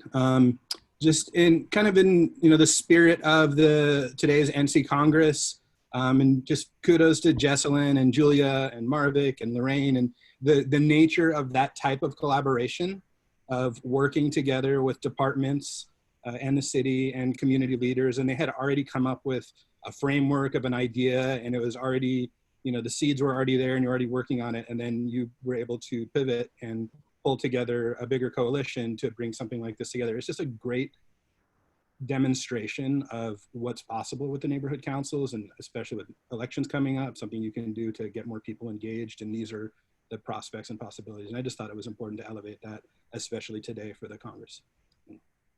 I had a quick question, which is slightly off subject, but is there a possibility, or do you have plans for putting this into other languages? We have a lot of businesses that are run by primarily Spanish speakers, and there are also some other language speakers as well, who wouldn't understand necessarily everything about what you're putting together. Or is LA doing something like that anyway? Can you hear me? Yes, I'll let Dominique answer that. Sorry? Yeah. Thanks, Lisa. Yeah, we actually have translated all the guides into Spanish, but we don't have the designed versions yet. So that's good. And we're looking at what resources we have through the city to, really be able to do further translations in addition to Spanish. Because I'm like, how many? I think we have something like 74 languages spoken throughout Los Angeles. So it would be great to have them, in more than 2 languages. It's a great question. Thank you. Laura. I think that is an old hand. Oh. No, I was raising my hand. Hi. So this all seems really great. Can you hear me? I changed headphones. I think yes. It's okay. Okay. This all seems really great. This seems though to be geared towards businesses that are already existing, and I was wondering if there was a way that we can maybe incentivize like in Highland Park, there's 2 zero waste stores, and I would love to get something like that over in Eagle Rock. And if there was a way that we can maybe incentivize people wanting to start a business, wanting to start a zero waste kind of business, that would be really great. And then also maybe incentive, I think you kind of touched on this, Lisa, already, but incentivizing restaurants to stop using plastic and maybe kind of do glass or something that's more, that's easier to be recycled, or offering people to bring in their own plates or their own Tupperware to get food. Obviously this would be post-COVID, but just to be thinking about this. Maravik, Dominique, do you want to chime in on that? I know that because I sit on, so again, you know, I'm part of the California Green Business Network. So we have a committee that's related to the checklist and creating the checklist measures. So in quarantine, we've been reevaluating everything, and the checklists are always living documents. And so that is something that's important to the network. And, you know, it's already part of the checklist in terms of, like, if a business has, you know, hosts a meeting, you know, one of the measures is to have reusables, you know, for their meetings and things like that. And so that's something that we have talked about in terms of the packaging. You know, if they do have to have takeout, especially right now, it's that they're using, you know, stuff that can be composted or recycled, you know, things that don't end up in landfill, you know, and so that's what we're trying to work on there. And it's already actually part of the checklist. And so again, so just so you understand that each it's not just one checklist, you know, for the program, it's tailored by business sector. And then one thing right now that we're being encouraged to do just this week, there's something called an efficiency checklist, which is only 13 measures, just to try to be respectful of businesses right now with this economy, and trying to get them to be, you know, more on a sustainability level. Because, for example, like a restaurant to be certified, there's probably about 50 or 60 measures, whereas an office retail, you know, has about 45 different measures. And so we do, so there's a lot. And so if anyone is interested in a particular checklist, you know, I can always email you that checklist so you can actually take a look. And I mean, you know, this is what's so great about the network, is that they take input. So I want a greenhouse gas calculator tool inputted into it. So we got to implement that over the last few months, you know.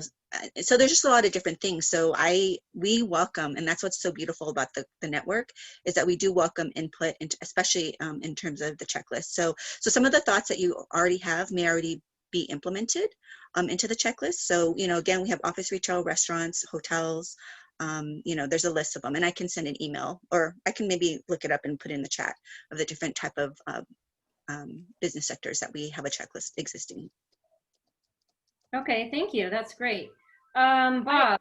If I can respond also just briefly, there are also a lot of other cities in the US, maybe not a lot, but there are other cities that require certain things around these issues that LA does not do. So for example, in San Francisco, when you order takeout, you have to opt in. Like if you want the plastic forks and the soy sauce bags and whatever, you have to opt into that. And that's a requirement of the city. So those are also kinds of things that we can advocate for here in Los Angeles. And I'm just making a plug to get involved in the NCSA Advocacy Committee if you are interested in moving that kind of stuff forward here in LA. Cool, thank you. Bob Gelfen. Hi there, the other Bob here. Yes. 4 or 5 speakers ago, I was listening to the talk about businesses, and in fact, I think we all had the same idea at the same time. Plastic is a real danger to the whole world, and what it's doing in the mid-Pacific Gyre, which is about the size of Texas apparently, is really horrible. That leads to the fact that we ought to be encouraging somehow or other, legally, morally, businesses, people, individuals, supermarkets, not to put this kind of non-biodegradable stuff. That leads to another thought, which Lisa will remember I sent you a couple of videos to look at, which I'd like to share with this group one of these days. But we are talking about the fact that in a Green New Deal worldwide, we need to do an awful lot of research on how to generate solar energy, which is to say collect it, and how to store it. And we also need research on, for example, a biodegradable plastic, so that whatever we do, then we will not destroy the ocean and so much. I'll just leave it at that. But I think that we have an awful lot to talk about. Well, we definitely have an awful lot to do. Cheryl. Yeah, I want to echo what Kevin was saying about, I'm just blown away by how powerful this tool is. And it's going to be able to really integrate sustainability into communities. And I noticed that in the solar power section, you had a part on jobs. And I think that we could even expand that into, for example, electric vehicles, for EV charging installation, to promote more jobs in your community, and maybe even think about building electrification as a next step of integrating in contractors, air conditioning, businesses, and all different businesses in the community. Yes, thank you. That's huge. Ginny. Sorry, I'm on a phone and you at the same time. I just wanted to throw out a piece of information. You were talking about the recycling. There is a company called TerraCycle. I'm not sure if you guys are that familiar with it, or I wasn't before this. I was planning for this conference, but it's a global leader in the collection and repurposing of complex waste streams, okay? Basically, they have clients that are major brands and retailers, one of them being Kroger, which is our Ralph's out here. And Ralph's has a contract with them that basically Ralph's is trying to eliminate most of the packaging waste by 2025. So they're doing their thing. And basically, it's a lead company in circular shopping platform called The Loop that enables consumers to shop for some of their favorite brands in durable, reusable packaging. And it was launched in May of 2019. And it's a key step in helping end the epidemic of waste that is caused by single-use consumption. So the gentleman who is the head of this is our special guest at this forum. So for those of you who want to know more about it, I'm sorry I keep plugging it, but no, Jenny, we're past introductions, and you're so go for it now. Just make your plug right now. I do have to leave for another meeting. I'm sorry about that, but it's an annual thing that we do with the United Nations Association, our division. We go from Santa Barbara to San Diego. And this year it was all about sustainability. We wanted to do something. Everybody's kind of stuck at home. It's kind of a downer. And we thought, what's possible? Let's create a future that's a lot better than what we're living in right now. So that's why we chose the topic. We're honoring 2 nonprofits and 1 business in Southern California that's actually doing this now and making a difference in the circular economy. So we're doing Alta Sea, which happens to be a public-private partnership with the city of LA. It's at the Port of LA, and basically they're all about the ocean and what we can do with the ocean, how we can protect it. And they educate students in STEM and trying to get them into careers that will help better the planet. We're honoring a company, another nonprofit in Santa Monica, Sustainable Works, which is basically a consulting service that works with private nonprofits, it works with businesses, it works with governments. They go in and exactly kind of what one of your projects was, showing how they can be sustainable and more sustainable. And they also have a great component for education. They work with a lot of the schools. And then the third one is a system, it's called Circular Systems. They are a business in downtown LA. They're involved more with the fashion industry and how they have developed technology to take fabric down to its individual little fabric things and turn them into other things, whether it be more fabric or other items for consumption. So it's sort of cradle to grave reuse. So these are the people who are going to be honored. They're going to be part of a panel, and people who are participants can call in, can talk to them about it, you know, can ask questions. It's the whole 9 yards. Plus, you know, we're having, the mayor is going to come on and say a few words too. So we got him. But anyway, that's what it's all about. On the chat, I put in the address for our website, the division website. When you go there, it's right on the front page. It's Eventbrite also. And there is a fee, a small fee. And any funds collected, 30% of those funds will go to 4 regional food banks from Santa Barbara, LA, Orange, and San Diego County. So normally we have a lunch. This way we're feeding people who need a lunch. So thank you. Thank you, Jenny. Yeah, thanks very much it was a great panel. I haven't really participated that much in this, but I think I will. Great people, and you know. We didn't scare you off. Yeah, okay. Thank you very much. Yeah. Thank you. Jesselyn. Yes, I wanted to circle back to, I think it was Laura's point about helping businesses get off the ground and starting sustainable when they open, and also to Lorraine's point about the opting into plastic, you know, serviceware when you're ordering to go. I think both of those things are policy things that we can start to, I don't know, come together on. But Reusable LA, that coalition, I shared the Facebook group and the website in the chat.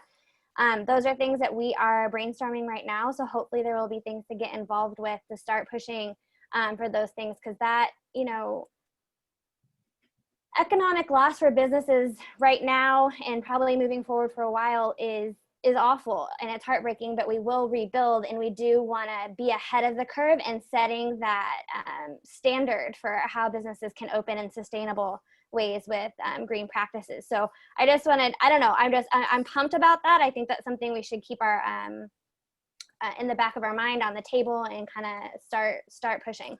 So yes, thank you. Conrad. Just want to remind everybody they can click the 3 dots in the chat box and save the chat, because Lisa has that turned on. Thank you. And Lisa, maybe you'll remind everyone at the end to save the chat before you disconnect. You never know, I might. Okay. Ernie. No, thank you again, everyone, for joining. I think something that was mentioned earlier is, how do we move forward now in doing outreach, making everyone aware that this new toolkit exists, and having people use it effectively as much as possible throughout the city and beyond. So please join us in that effort. Stay tuned, stay engaged, and let's figure out how to do that. Well, that's perfect. So that was a perfect segue to what I want to ask. Thank you. I want to ask Julia to kind of let us know, oh, there she is. Julia Forgy, to let us know what's happening in Los Feliz in terms of implementing things. And yeah, the whole point of this toolkit is not for us to read it and talk about it. It's for us to implement it at the neighborhood council level. And I know it's kind of early days or early hours, but I'd love to hear any thoughts on, any preliminary thoughts on what you might be able to do at your neighborhood council with this toolkit. So yeah, go ahead, Julia. Sure, thanks. So I guess as a quick status update first, so the Los Feliz Neighborhood Council, we've been working on developing our local Green New Deal based on the city's plan and the county's plan as well. And we hit a couple of stumbling blocks, one being that it's just challenging to know how concrete to make things.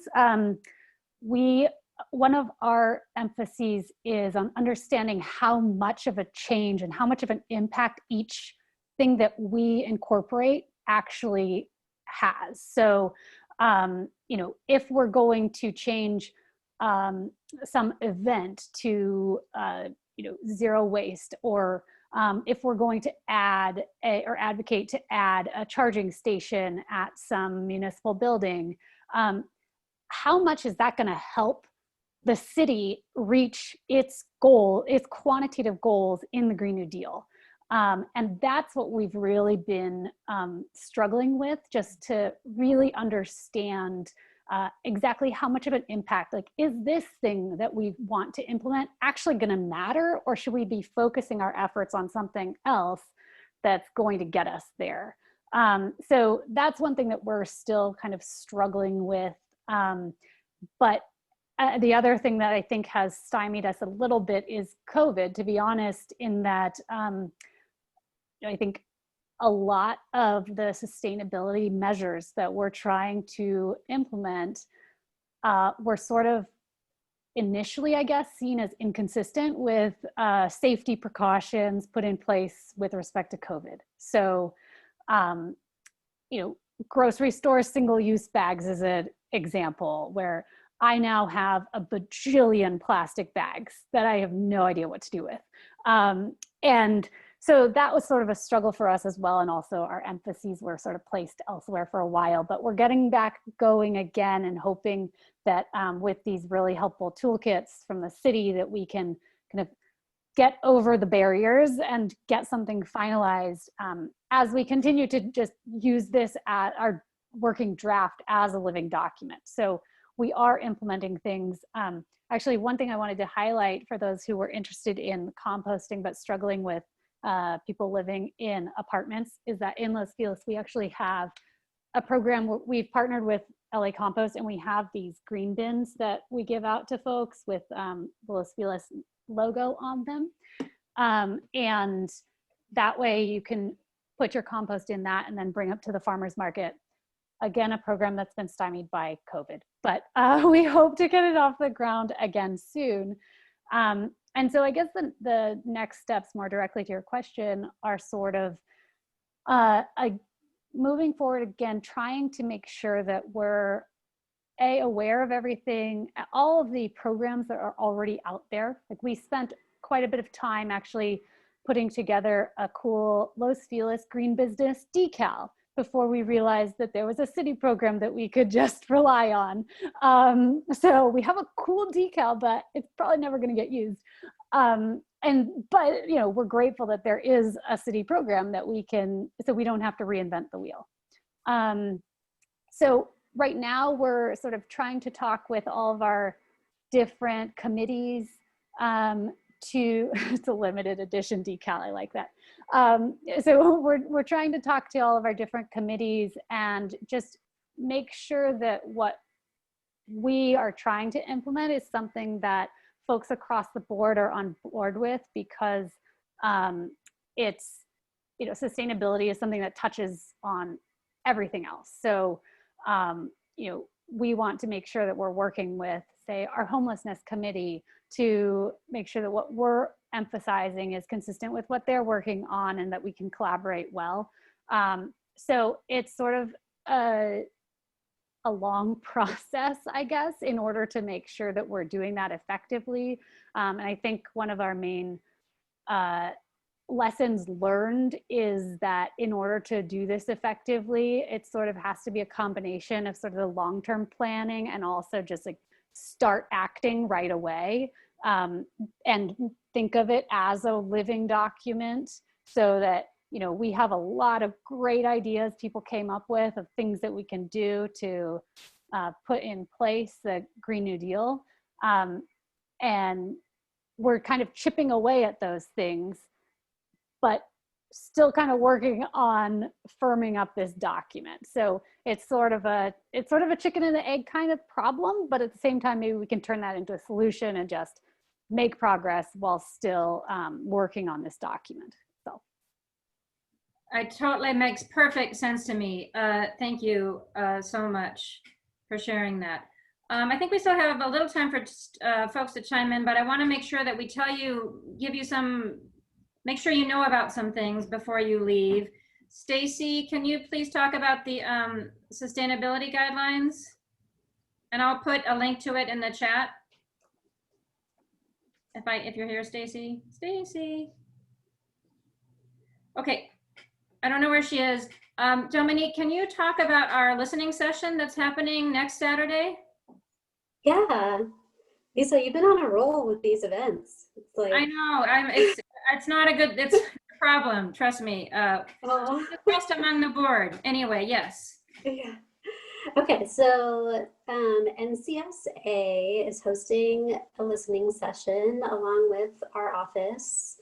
It's next Saturday, which is October 3rd. It's from 3 to 5 in the afternoon. And we want to talk about the future of neighborhoods. You may be aware that there's a lot of initiatives coming down from the state to increase density in neighborhoods. And what we want to, dig into is, what do we want our neighborhoods to be and to look like? ADUs are very popular, but what are some other ideas of how we can make sure we have enough housing for people that need it, but also, protect our neighborhood's character and, just overall improve the sustainability within our neighborhoods. So I'm really excited to hear people's ideas about what they want to do, what they would like to see in neighborhoods. We started seeing like the resurgence of corner stores popping up. There's a lot of conversation about the 15-minute city being kind of like the ideal neighborhood these days, where everything you need is within 15 minutes, walking or biking. So, bring your best ideas of what you think, green and sustainable neighborhoods should be. And I really look forward to the conversation. I think it'll be great. I know people are super passionate on this issue, so I'm excited to hear, from everybody what they're thinking. Yeah, I am. I think this is fantastic. I'm really excited about this. So thank you, Dominique. And Stacy is back, and I also am going to invite Joanne, Kim to chime in on this, because both Stacy and Joanne are working on the sustainability guidelines. I think they're the only two on this call, but I could be wrong. So Stacy, if you could say a couple things, and then Joanne, if you could chime in. I'd be happy to. Would you like me to share my screen and go ahead and pull up? I have it ready to go to show people at least the index and the draft document. Sure, why not? Okay, there we go. There we go. This is a draft document that we've been working on, and it should be noted that our intention is that it will be a living document and will change as circumstances warrant. The working group has put together a document that is quite comprehensive. We can't go through everything, so I will just slowly scroll through our index.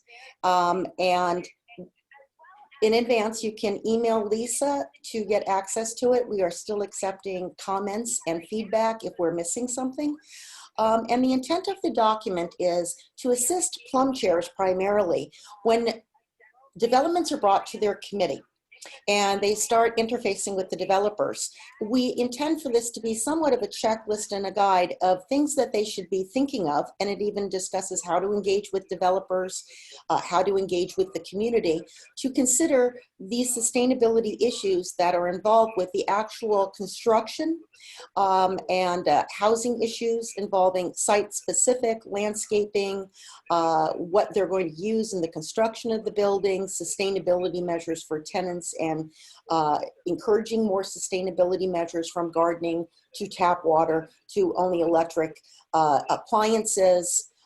It's quite comprehensive, and our intent is that after we roll it out, members of our group would be engaging with plum chairs that would like to learn how to use this document to effectively interact with developers and request and get sustainability issues that are in the document addressed and incorporated in the developments. Let me, Stacey, let me actually. That's terrific. Let me just say one thing. It's my intention, maybe I should just speak for myself, because we've been working on this for more than a year. Please don't wait for us to finish it. Take it now, run with it. It's pretty good. Yeah, actually, maybe it's great. So share it with your neighborhood councils now, get feedback, treat it as a living document, bring the feedback back to us, but don't wait for us to finish it. And to that end, in my neighborhood, in Mar Vista. I started over a year ago, starting our plum meetings or our meetings with developers with a yes. And that's most important. And I said, what can we agree on first? And invariably, the developers wanted to include sustainability issues and go above the LEED standards. And by negotiating for these items, we have some of the highest LEED rated buildings in our community. And we engaged our community and got them particularly excited about giving up their vehicles and using the electric cars that will be provided in these buildings, and the fact that we ask for amenities they can walk to, and making it inclusive and correcting some of the imbalances in our community so that it's near transportation and these developments are accessible to people who would not normally have access to live in our communities. It is a really wonderful document. Please, we'll give you the link, download it, take a look. I will make myself available if you're a plum chair and you'd like to discuss it with me. You can reach me through the Mar Vista Community Council website. I will certainly tell you how I use it and what I'm able to achieve in our developments. And a lot of what I've been doing for a year is incorporated in this document. And I will tell you, it is a wonderful way to engage the community and developers in a non-adversarial way and get a lot more for your community that you wouldn't otherwise think of. And I'd love for people to take a look at it and download it. And if you need help using it at your meetings, feel free to reach out to me or any member of our working group. Thank you, Lisa. Thank you so much, Stacy. That was perfect summary. And I'm still scrolling through it. This is how big the document is. Long. I think it's too long, but anyway, we'll see. We give links, everything we refer to. So if there's something new in here, you'll find links to either the municipal code, state law, ordinances, what definitions are. If there's building materials you've never heard of, we'll have links and we'll have photographs that show what it is and how it's used. So it's a wonderful resource. Thank you so much. Joanna, did you want to chime in and add anything? Stacy did a great job summarizing the document. I guess I just wanted to say that I brought it to my plum committee and through my environmental affairs committee, and just got their feedback and reported it. So I encourage you guys to do the same, to bring it to your committees and get feedback. Great, thank you. Stacy, this is Bob Schiavelli. This is an incredible document. What is the link that I can use? So I put it in the chat, but also if you go to our website, which is ncsa.la, and then if you go to, like, I think it's called committees and working groups, and if you scroll down to sustainability guidelines for developers or something like that, you can get the link. All right, I'm sure I'll find it on your webpage. Thank you again for this. It's fantastic. And if you want comment or edit access, just email me and I will give it to you. And to tell you that we are still working on it ourselves, I will be adding sections from a sustainable architect that is globally works on developments that are at a sustainable level that we don't usually see. So we're looking at air filtration systems right now that have microbacterial filters that would be most suitable for post-COVID, as well as by design, changing where the inlets and exits are for lowering the energy coefficiency of the building as we heat and warm the building. That also provides protection. So there's a lot more things that we're learning about every week that we continually add to the document. And if we've missed something, we'd love to hear from you. Yeah, for sure. Great job. Does anybody, oh, sorry, somebody wants to say something? And Stacy, can you, I don't know if you're done, but can you stop screen sharing so I can make sure I can see people? I can do that. How do I do that? Oh. I got it. Thank you. I want to make sure, does anybody else have any announcements they would like to make? Because if you do, now is the time. Okay, wow, what an easy group. One last thing I want to say, more comments and more discussion are welcome, but I'm putting an evaluation form in the chat. So please, if you have a moment, fill it out. Let us know what you think about today's session and also what you think about the toolkit. We'd love to hear from you. Don, you're back. Don, can you mute yourself? Just muted Don. Don, did you want to talk? Maybe he wants to talk. Now I'm asking him to unmute. Or I did. There we go. Can you hear me now? yes, go ahead. So if again, I'm late, but I'm here anyway. No, I'm just blown away by all the stuff that's been going on, and I'm seeing networks in my mind of people doing this over here and this over here, and how this connects with that and connects with this other thing.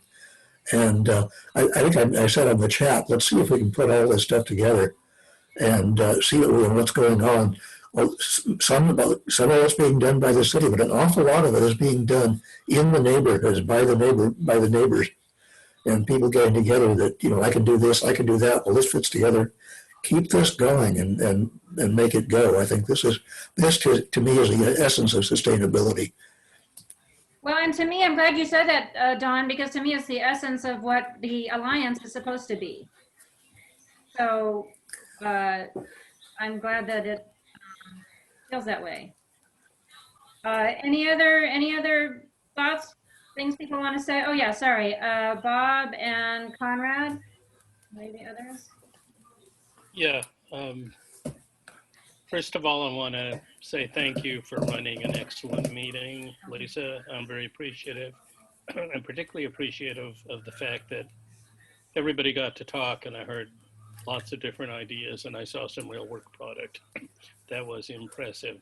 I just want to mention one thing in passing. It's somewhat past tense, but over the last 20 years, the harbor area neighborhood councils have worked and fought to reduce shipping pollution that comes from the Port of Los Angeles.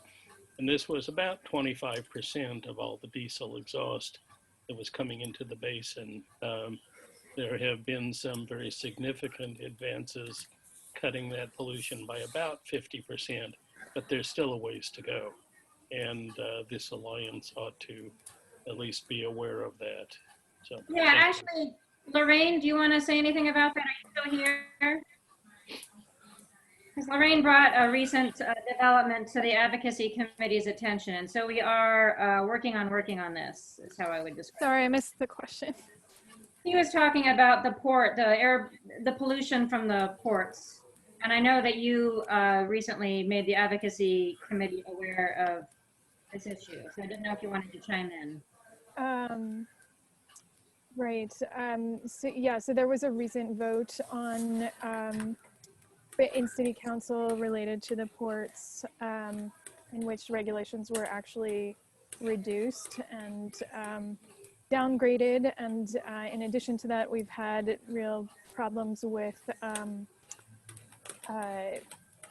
enforcement of the existing regulations, and there's been no strengthening of that enforcement challenges. So there's a lot going on in this area, and we are learning about it and trying to get involved on the NCSA advocacy committee. We would love to have more support with that. I know that NRDC is considering engaging in a lawsuit around this issue also. So we would love to have more expert voices to come in and help us engage. If I could speak for 1 sec. Yes. Okay, back in the old days when we were first looking at, there were maybe 12,000 diesel truck trips per day going in and then going out. The ships are huge, and it really does need to be followed up on. But it's nice to have this alliance to listen. We have been fighting and lobbying and whatnot for, as I say, more than 18 years. It was actually the adopted project of the Coastal San Pedro Neighborhood Council all the way back then. So it's going to be important. But hey, forest fires are also important right now. Yeah. So to your point and to Lorraine's point, let's make sure we work together on that. And I need to send an email, but I don't to a list that I don't think you were on, Bob, but I'll make sure you are on that. I'll add you to that list. Conrad, you wanted to say something. Yeah, just as secretary and webmaster of my NC, I find it really easy to update our website if someone basically gives me what the page should say with all of the links. And that may be a strategy for, for example, how to create green businesses in your neighborhood, to basically have that page ready to go with all the links, and maybe you send it to the sustainability liaisons, and then they bring it to the board, or maybe they just send it to the webmaster and the webmaster just posts it. It's always easier to edit something for your website than to create it out of 5 different documents that you maybe don't have time to read, or that you don't have the expertise to edit. Yeah, that's perfect. We aren't quite there yet, but we are super close to publicizing this on the NC webpage, and then we could, the NCSO webpage, and then we can go from there. So thank you. And it's kind of like motions, when you have a pre-written motion that you can edit, that's always easier to get through, I find. Yes, I'm sure you are making Dan very happy right now. Yes, and we always do that. We always really try to do that. And frankly, I got to call out Los Feliz. They usually are on top of it and submitting these CISs so quickly that they're an easy place to go to get a model CIS from. Okay, you guys, I think we're done. Am I wrong? Let me check. No raised hands. It's 1:26. This was super fun for me. We didn't hear yet how you guys are all going to use this, but we'll keep asking you. Please fill out the evaluation. Really glad to see so many of you and to get to know so many of you as well. And have a happy, safe weekend. Thank you. Okay. Bye. Bye, Lisa. Talk to you soon. Oh, and save the chat. Thank you so much. Bye. Hey, Lisa, thank you. Thank you. Can you turn off the recording? Oh, yeah. Stop.